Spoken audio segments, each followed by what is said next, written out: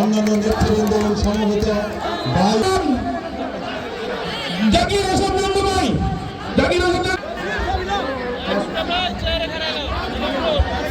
ষড়যন্ত্র চলছে, জাতীয় আন্তর্জাতিক ষড়যন্ত্র চলছে, সেই ষড়যন্ত্র বসাতে হবে।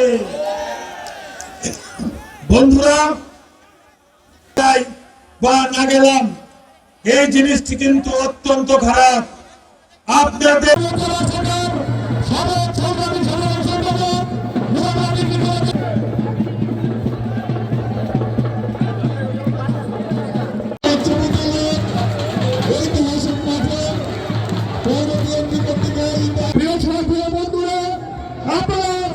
আজকে আমাদের প্রান্তীয় নেতৃত্ব একটি ভালো যাবে আজকে আমরা প্রকাশ করতে পেরেছি যে আপনারা হাত তুলে দেখান, হাত তুলে দেখান।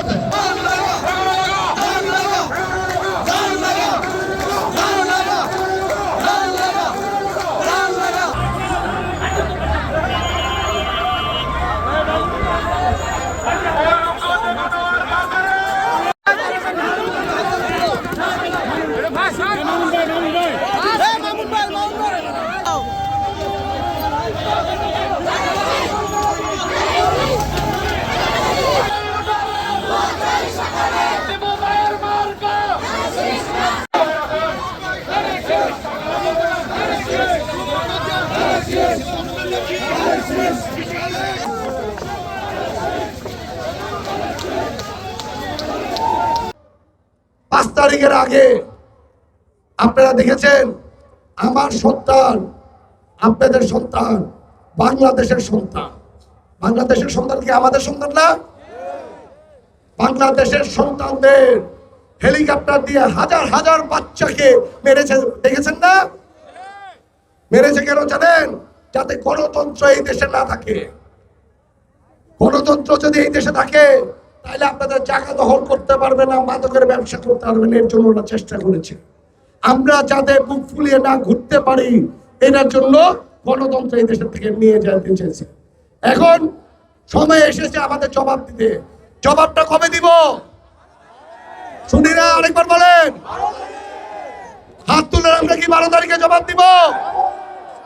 ইনশাল্লাহ 12 তারিখে শুধু আমরা ভোট দিব না, আমাদের আত্মীয় স্বজন, বন্ধু বান্ধব, পাড়া প্রতিবেশী সকলকে নিয়ে ইনশাল্লাহ ভোট কেন্দ্রে যাব। ভোটটা কাকে দিবেন?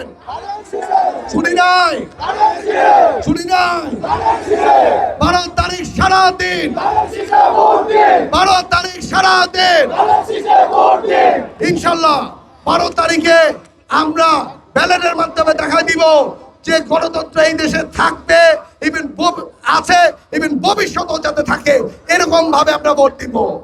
আপনারা আমার দাদার সাথে, আমার বাবার সাথে, চাচাদের সাথে একসাথে মিলে চলেছিলেন। আমিও চেষ্টা করব আপনাদের সাথে সারা জীবন থাকার জন্য। কারণ আমাদের বংশ পরম্পরাতে আছে যে রূপগঞ্জের মানুষ শেষ সাথে কাঁধে কাঁধ মিলে আমাদের চলা।